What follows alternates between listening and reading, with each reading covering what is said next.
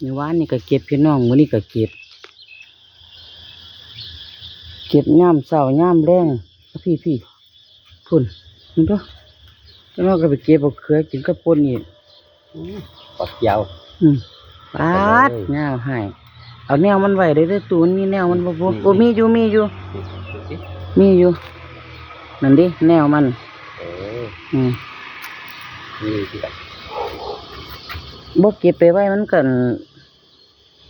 สิอันแก่บัดก็เก็บไปไว้ตู้เย็นนี่ถ้าหมักนี่พุ่นเทิงๆมันก็มีโอ้ยข่อยเก็บบ่ถึงเด้เอาเฮ็ดห่านสูงหลายมึงดูพี่น้อง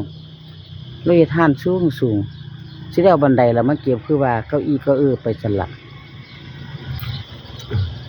อ้าวถึงดอกล้วนพุ่นเก็บเลยเฒ่าเก็บเลยป้าบักทั่วปีแหม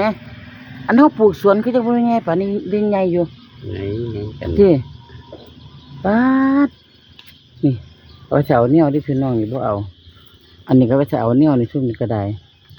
นอกนั้นก็เก็บมันอ่อนอยู่มันอ่อนอยู่ตินี่พุ่นทางใต้นั่นทางใต้ก็มีพี่น้องมึงดูมันตึงยังไงเบิ่งซุมือเอาไว้มันตึงบ่เบิ่งซุมืออยู่เบิ่งซุมือยังแก่นี่ทึ่งๆนั่นอ๋อหน่อยสั่นเอาสั่นคือบ่เอาไว้เอาสั่นเอาไว้แนวเอาแนวติเอาคิดว่าอีละถึงทั่วปีนี่พี่น้องทั่วปีทั่วไร่ทั่วพรมอยู่นำกันเบิดเราปลูกผสมผสานกันพุ่นเก็บรถตู้เก็บรถได้ต่ำมาสวยก็ได้น้ำถึงเศร้านี่ขวกับหัวได้น้ำเศร้านี่ก็ได้หมดแล้วเดี๋ยวลูกจะกวนกันลูกจะกวนกันเดี๋ยวเดี๋ยวพี่เพื่อพ้องสองหมากนี่โอ้ยลากินอยู่กับมีพี่น้องดกคักหลายก็พอได้กินเลยพี่น้องเพราะว่าได้ไปซื้อเพิ่นดาก็บ่ได้สีดใส่แต่อันมูลใส่มูลง่วงมูลควายพี่น้องเพิ่นว่ามันงามอีหลีนะใส่อันนั้นแต่สมัยเก่าเฮาเนาะเพิ่นใส่อันอุ้ยนี่ก็สิไว้รถเอาไว้แทนมันเหี่ยวแล้วพี่น้องเหี่ยวแล้วเอาไว้ใส่เอาแนวเอาหยังมันเพิ่นแต่พอไปเก็บบักอันทั่วอีกสิโอ้อีหยังก็เก็บบักเขือไปเบิ่งบักเขือดูมันมีบ่อันนี้ก็มันปลูกใส่กระถางไว้พี่น้องนี่สะระแหน่ผักแพรวมันหอมเลยเอามาพริกต้นน้อยๆนี่ล่ะพุ่นน่ะสุกก็มีเราสิได้มากู้หอมแบงอยู่นี่ใต้ทอนี่พุ่นน่ะนี่ก็สวนอ้อยพันธุ์มันใช่ล่ะเอามะเขือไปกินกับป่นพร้อมสิพุ่นเอาพุ่นน่ะมะเขืออันนี้ก็หลายพี่น้องมะเขือเทศนี่หลายคักพุ่นน่ะนี่ก็แม่นอ้อยพี่น้องเอาไปเฮ็ดพันธุ์นะตะบนเราเฮ็ดไปล่างไปใส่ตู้เย็นไว้อันนี้ได้นี่หมากนึงเห็นบ่นี่อุปทานได้แก่อยู่มีหมากนึงพี่ให้ผมเลื่อมเอาโอ้ยสูงคักพี่น้องเอ้ยจะได้เอาเก้าอี้แล้วมาเก็บเอาแล้วเฮ็ดสูงหลายฝุ่นมึงดูฝุ่นบ่ถึงแล้วเฮ็ดป่านนี้เนาะเอาเมื่อนี้แล้วไปยังมาคือบ่เอานี่ฝุ่นพี่น้องฝุ่นปลูกธรรมชาติพี่น้องปลูกไว้หน้าบ้านบ่มีแมงบ่มีหยังมาจ่อเด้ใบล่างนี่พี่น้องกินเลยเก็บหรอกเพราะว่าบ่ได้เงินก็ได้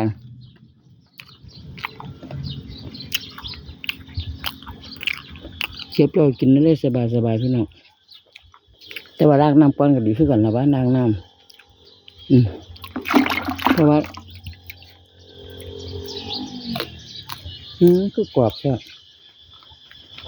เอานมมาหดอยู่พี่น้องนมหดมันกรอบซุ่มเป็นไหมครับว่าซุ่มเป็นไหมเก็บไปเรื่อยๆซุ่มแล้วก็ไม่ได้ขายพี่น้องได้แค่กิน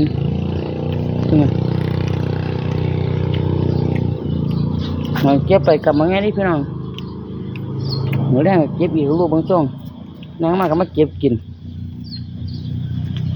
อันเก็บกินก็บ่ได้คิดยากพี่น้องเพราะว่ามันปลอดสารพิษ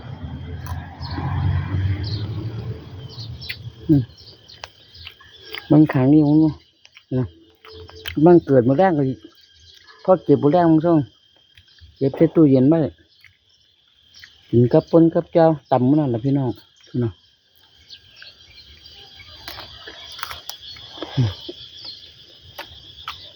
ตัวฝักเงากับมีขึ้นทั้งเครื่องนี่ทั่วปีพี่น้องอยู่ทั่วปีพุ่นนะทั่วปีกับพ่อทั่วปีเป็นน้อยสีเขียวพี่น้องยังชอบฝักเงาค่ะยังชอบฝักยาวไม่น้อยนี่พี่น้องนี่ทั่วปีค่ะทั่วปีหมดทั่วปีทั้งกินทั้งเจ็บพี่น้องทั้งกินทั้งทายคลิปกระดาษได้ว่ากระดาษอันนี้ใบเฉาเนี่ยเขาทั่วได้บ่เก็บเลยบนเล่าไว้แต่บนเล่าไว้เป็นแนวว่ามีแต่ทั่วปีนะทั่วปีกับคักที่พี่น้องทั่วปีอะไรเกิดไม่เป็นไม่ย่ำแรงกับแก้กินน้ำท่านอยู่พี่น้องเพราะว่ามี2 อัน 2 หลุมพี่น้อง2 หลุมนี่เราเฮ็ดมากสิล่ะพี่น้องผู้ใดเตี้ยกับหมดสิทธิ์ว่าได้กินเจ้าเส้นมากสิเป็นอยู่ข้างใต้พี่น้องข้างตึงก็หัวถอดยอดมาเนาะข้างตึงมันเป็นก็ซื้อเรื่องเลยซาเลยบางช่วงนี่พี่น้องพูดนะ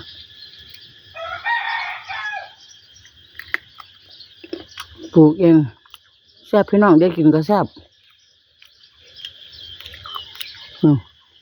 กินก็ไม่ได้คือพี่น้องยากับบ่มีปลอดสารพิษลูกหลานยังมาเก็บกินก็บ่เป็นยังมาเล่นพี่น้องดิยังมาเล่นก็มาเก็บกินก็บ่เป็นยังกินสบายเลยปลูกธรรมชาติบ่ได้ลิงบ่ได้หยังเพิ่นวัดน้ำกินก็ได้กินพี่น้องเบื้องข้างแล้วดูบัดนี้เราเห็ดเบิ่งดู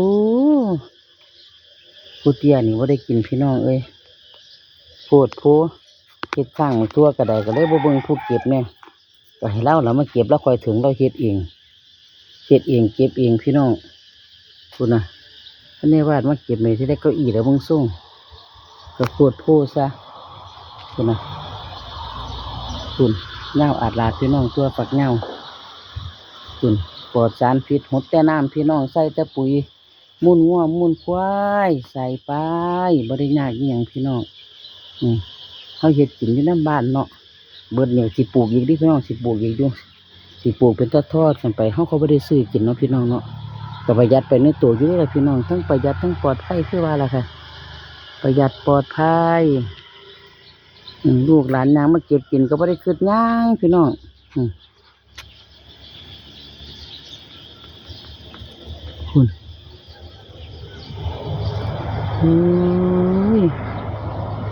คุณมาอ่อนซ่อนหมักทั่วพี่น้องซ่อนหมักทั่วต้องกันพี่น้องก็ดีก็ห้าวซื้อกินเนาะค่ะเนาะปลอดภัยไร้กังวลค่ะขอบคุณทุกการรับชมด้วยค่ะ